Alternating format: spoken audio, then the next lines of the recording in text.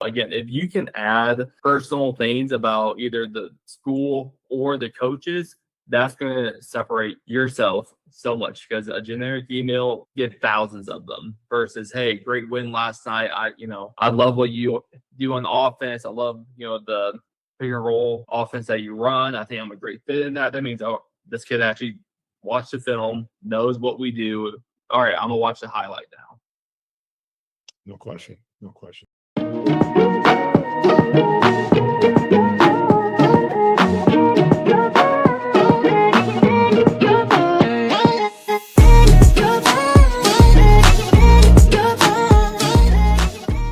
Well, I mean, I kind of want to talk about, staying recruitable by class. I think that's something that I think would be really beneficial to the audience, because we have freshmen and sophomores out there that think, I mean, I got to get this going now, and I got to get on radars, and I need to be recruited now, and that's not the case. I mean, the majority of college coaches, we said this at the beginning of the podcast, are not recruiting freshmen, and they're not recruiting sophomores, and they're not recruiting really juniors yet either. They're going to start here pretty soon. What they're doing right now is the 2026 class is the class that they're targeting. They're trying to fill in spots and plug in holes and needs in their current program. With that said, in about a month and a half, when everybody's season's over, that thing called the transfer portal is going to heat up, and there's going to be a lot of kids on current rosters that are going to be leaving, which is going to open up even more spots for kids at the 26 class. So that's why it's become a year-to-year thing. Is right now most Division I and II schools, they don't know who's coming back yet, and even at the NAI level, they don't know who's coming back yet. So they're kind of in a holding pattern, finishing out the season. They're locked in on their season, and then once the season's over, they'll have their exit meetings with their players. They'll see who's returning and who's coming back. They may have 2 seniors, but they may have 5 or 6 kids leaving. So, they may go try to fulfill those 2 spots early, but they may have 2 or 3 that'll open up here later, and they're going to have more needs. So that's why staying patient is important. And that's why coaches are really kind of recruiting year to year.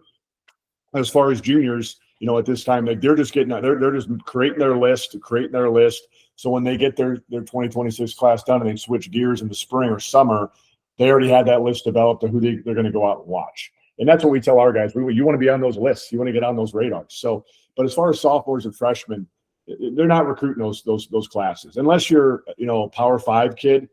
There's nothing there's nobody recruiting you in those classes. So what's really important to me about staying recruitable at those grades, freshman and sophomore, is educate yourself. Get to know levels, understand the landscape, understand the amount of schools that are out there.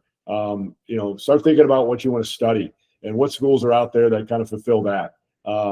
And make sure you're kicking tail in the classroom and you're doing everything you can to maximize your GPA, because there's 5 times more money in scholarships academically versus basketball scholarships. And then more importantly, get better. If you're a great shooter, just don't go in the gym and shoot 500 jump shots. Work on your ball handling, work on shots on the move, work on your footwork, work on your finishing, get in the weight room, like Coach Kendall said. Those are the things you should be focusing on right now, is getting better and developing your game so you can be recruitable when the time comes. It always cracks me up when I see, since we're pretty much talking about freshman and sophomore, going to exposures camp, where they think going to this camp, they're going to get offered. Again, generally that does not happen. But like Steve and Matt has been saying, make sure that you're doing things where you're not shooting yourself in the foot later in the recruitment process. And I think being as educated as possible. A lot of times parents and players, they look at recruiting as a fishbowl. They know what's around them, but they have no clue what is outside. And, myself in Texas, Matt in St. Louis, and Schafer in Arizona, we're all west of the Mississippi River. Yeah. We always talk about how 70% of schools are east of the Mississippi River, and recruitment, you have to be as educated as possible, and you have to open yourself up to opportunities. Yeah. No. And the difference in those opportunities that we've talked on this show and brought on many coaches to talk about what's different about their level. And depending on where you are in the country, you may not Division III if you're between, the Mississippi River basically in California and the Northwest. It doesn't really exist. But if you're up in the Northeast, and you talk NAI, they have no idea what you're talking about because it doesn't really exist up there. So educating on what the difference is, what they can offer you. Steve, you brought up the point, there's 5 times more money for academics than there are for athletics. People there's some people that have a stigma of like, if you don't get a full ride, like you're not a good basketball player. Like 3% of high school players go on and play at the next level. At any one of those levels, you're elite.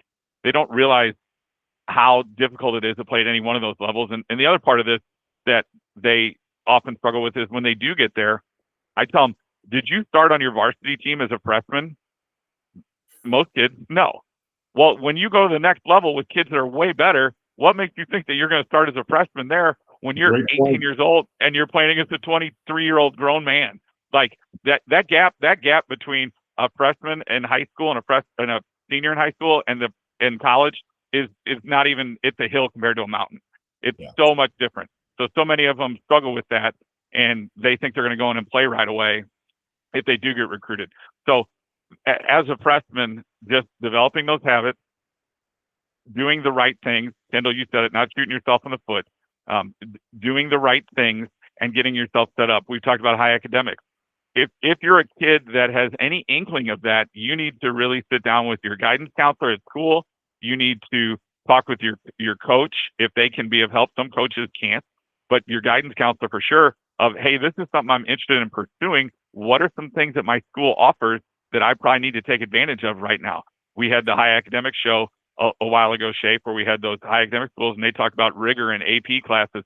If that's something that you want to pursue, you have to have kind of that track set your freshman year of high school and then go on from there.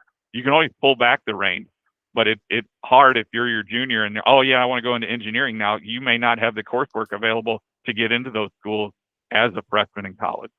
So kind of having somewhat of a roadmap of where you're going. We tell kids and families all the time, the average student, not just athlete, changes majors 3 times. So what you think you're going to do is probably not what you're going to study when you get there. But if it's some broad field of what you need to be doing academically to set that up, because the ball's going to stop bouncing eventually. You're going to have a 4, maybe 5-year commitment to basketball after high school. You're going to have a 40 or 50-year commitment to that field of study that you're going to go into. So you need to that's 10x what the basketball career is. It's going to set you up for life after basketball. That starts when you're in high school and making sure you're on the right path. Yeah. And we've talked a lot about freshmen and sophomore and what you should be doing, and juniors too. I think it's really important that we bring up seniors. I mean, that's who's getting recruited right now. And it's go time. It's February of their senior year. And I think it's important for seniors to understand you've got to be persistent right now. You've got to stay proactive.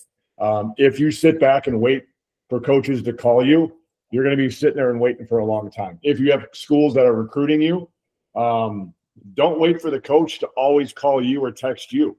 Hit them up. Hey, coach, good luck tonight versus, X college. Or, hey, coach, saw you guys had a big win last night. Congratulations. Or, hey, coach, just want to let you know we beat our rival last night by 10. I had 25 and 8 rebounds. Like that. Those are things that coaches appreciate. I know I always did as a coach because kids are they're checking in on us. Man, that kid wants to be here. He's, there's not a lot of kids, 18-year-old kids, 17-year-old kids that are, following Division III or Division II basketball, or low major basketball. So they really appreciate that. And I think it's important if you really want to play in the climate that we live in now to stay proactive and to stay persistent as a communicator to those coaches and not sit back and wait for the phone to ring. You also have to be flexible and open-minded. Like we have kids right now that have options. I mean, all the kids I'm working with, the majority of them have places they could go right now. And I've got guys and I've got girls who are kind of waiting to see if something bigger or something better comes along. And my advice to them is always, we promoted you to those levels for months now, and nobody is calling you. Nobody is texting you. Nobody is emailing you. That should tell you something right there. Go where you're wanted. Go where you can play. Because the longer you wait for something bigger, the more you risk losing what you have. And that's really important for kids to understand. And I always kind of say, let's talk about dating, because we always say that recruiting is like dating, right? Like, everybody wants the homecoming queen, right? But if she doesn't want you and you've got this girl over here that really likes you, go date the girl that likes you. You know, stop holding out for the one that's hard to get, because if you do, the one that likes you is probably going to move on to the next guy. So there's no different recruiting, you know. So I think kids have to understand, if you've got good opportunities right now, take it, you know, and be happy with that, and you know, enjoy the rest of your senior year. Steve, one thing you talked about prior was being proactive. I think a lot of times families and players, you know, they just believe that, hey, I'm going to show up to this gym and a coach is going to be here. Accidental recruiting does not happen. Yeah. You have to be proactive. You have to have someone in your corner who is advocating for you. There are thousands of kids. Again, only 3% get to play college basketball. What are you doing to separate yourself from everyone else? And how many kids or families get frustrated because they reach out one time and they don't get a response? It's got to be persistent. In, you know, the world of sales, you have to have at least 10 touch points sometimes before a sale ever closes. And this is the same thing. You're selling yourself. So you may, Steve, to your point, you may send that text message to that coach and the coach doesn't respond. Well, they get busy. You know, they're game planning. They're in there. They're dealing with other, you know, you don't know what happened right before they got on the bus to go to that game, what happened at the game. Small college level, as we can all three attest, how many different hats you had to wear on game day. You're out there setting up the gym. You're doing all these things. You're letting the other team in the locker room. I mean, the last thing on your mind is recruiting, because the last thing, you know, 1A to that is getting your own team ready, because you've got all these other things that you're doing. So some people get so frustrated right away because they reached out one time and they got nothing. So just like you said, those little good luck, this, that, just, you don't have to text the coach every day. Same thing like dating, like you can chase them away by just pestering them every single day. But 100%. every week, 10 days, just a little something, just to show of what's going on. And something else that seniors need to make sure they take care of is their FAFSA, the paperwork side, the application side, making sure all that stuff's filled out, making sure they have their NCAA ID number, having all that stuff readily available. We just had, you know, Cedric on from Supportive Ed talking about the FAFSA. You get 20 schools you can put on there for free. I mean, I can't think of a kid I've worked with that's run out of space, you know, of having that spot on there, and telling coaches, you know, one of the things that these college coaches ask all the time to see if the kid's serious, hey, can you fill out our questionnaire? How many kids take the 5 minutes to fill out the questionnaire and then respond back to the coach? Hey, coach, I filled out the questionnaire. What's your code so I can put you on my FAFSA? You know, I'm really, hey, coach, I'd put you on my FAFSA, because then the financial aid package can start. The coach can love you all you want. If you don't do that part, their hands are tied. They can't do anything. So having the FAFSA, having that information for them, filling out questionnaires, applying, like just taking the time to do that. How many kids, Kendall, to your point, shoot themselves in the foot because they won't do that, and take the few minutes to do that, because that show again sets them apart of, man, this kid's on it. This kid really wants to be here. That's going to set you apart from those other kids. I think it's important to note, parents, let your son or daughter run the process. College coaches do not want to hear from parents as far as initial contact and interest. There is a time and a place for the parents to get involved in the process, and there's certain questions that we advise our parents to ask rather than the kid ask. But as far as who should initiate this, who should run this, it's got to be the kid. It's got to be the player. It can't be the parent. Now, when you talk about FAFSA, that's a great example of what families, parents should be kind of taking charge of, is filling that out, getting it submitted, talking to financial aid and admissions. That is a great role of a parent during this process. But as far as outreach to college coaches, check-ins, being proactive, that all has to come from the player, not the parent. I think, talking about parents as well, what I've seen from being a former college coach and, you know, former AAU coach, is being realistic with your son's or daughter's level. Because I hear all the time, well, you know, they're at least this level, where you're not watching the landscape right now. You have no clue what's going on. And you're also limiting opportunities for your son or daughter. In this climate, and my personal beliefs, get as much as possible, and then reel it in for then you find the right fit. Because you never know what school, what level, what location is truly going to be your best fit. No question. Yeah, that's a great question. And to kind of back to Matt, your point, like what do coaches want to hear versus what they ignore? I think that's something also that's helpful to understand. Coaches get bombarded with emails from players every single day. And if you're a 6-foot guard from Georgia and you're hitting up schools in Washington, Oregon, California, Montana, there's a great chance, unless you're working with us, because we know coaches up there, we can get to them. They're not going to open your email. They're not going to read your stuff, and they're going to ignore it. And so I think, being strategic with the schools you're looking at, if you're not having somebody like us in your corner that knows all the coaches that can advocate for you, most coaches recruit regionally. And so you've got to start there.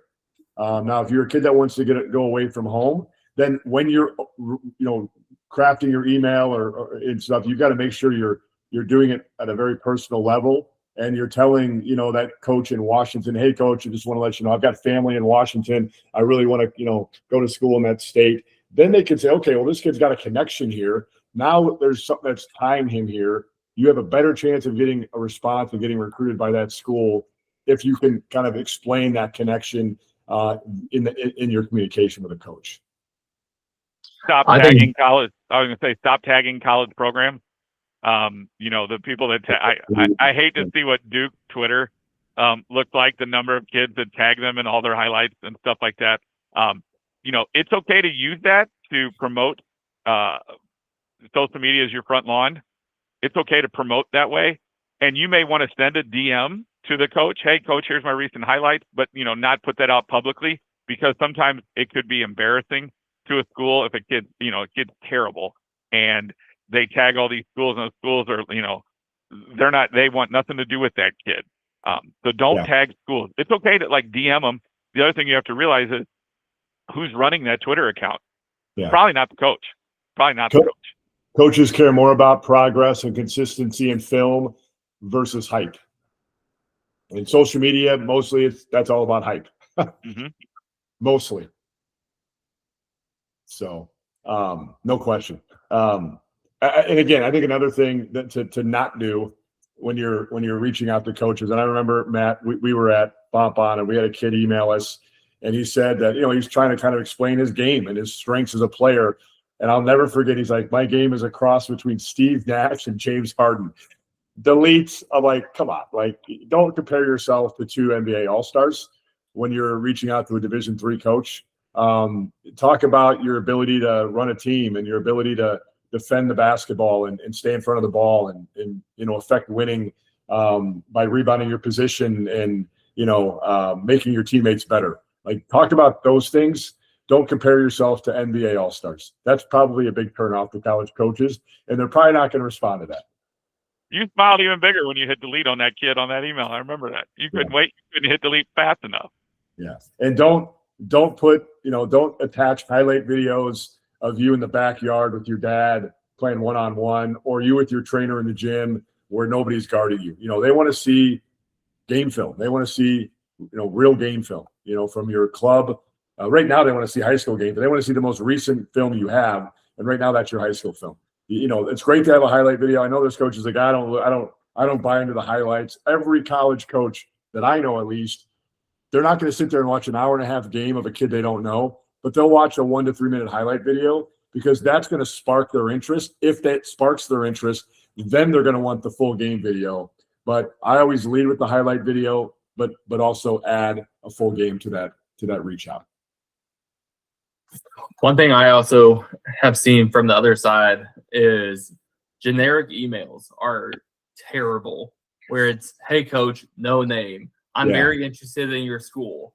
I've been following. I'll never forget, it was my first year coaching, and I've been following the program for years, and it was a brand new coaching staff. So I was like, all right, this is just a generic email. Again, if you can add personal things about either the school or the coaches, that's going to separate yourself so much, because a generic email, get thousands of them versus, hey, great win last night. I love what you do on the offense. I love, the pick and roll offense that you run. I think I'm a great fit in that. That means, oh, this kid actually watched the film, knows what we do. All right, I'm gonna watch the highlight now. No question. No question. Well, that's all good stuff, guys. I think, for me to kind of close this out, I mean, 3 things that I would advise, players in order to stay recruitable. Number 1, stay proactive. You can't just sit back and wait. If you do, it's going to be a long process. You're probably not going to get recruited. You have to perform consistently. We can't stress that enough. You've got to be consistent on the floor if you want coaches to want to recruit you. And then finally, you got to respond in a timely manner. Our rule at Net Results is a 24-hour rule, because if you don't respond in a timely manner, college coaches are going to think you're not interested, and they're going to just move on to the next guy on the list. So again, stay proactive, respond in a timely fashion, and play with consistency. That's kind of my advice to players as far as staying recruitable year round. The only one I want to add to that is just being resilient. As we've mentioned before, you're going to get told no way more than you're going to get told yes. You can't let that drag you down, because you're just looking for one coach to believe in you. And if it takes thousands of emails and DMs and text messages to find that one, think about how rewarding that one coach will be at the end of this. So being resilient, it's a great life lesson, because if this is something you truly want to have happen to you, you're going to have to overcome adversity. And nothing great in life was achieved without overcoming that. So just taking that in stride. Again, it's hard as a 15, 16, 17, 18-year-old kid to do that. But being resilient and being able to overcome and just believing in yourself and creating those habits that we talked about, and believing in that and the process will get you to where you want to go. One thing I'll add as well as this is targeting the right levels. One of the biggest ways that you're going to get discouraged in the process is when you target the wrong levels. Again, you have to have a realistic outlook on who you are and where the landscape at. I think a lot of times families and players, they focus on their ceiling. They're not worried about the floor. And when that ceiling doesn't happen, when you have a bad summer at AAU, you don't have your floor. You worry about,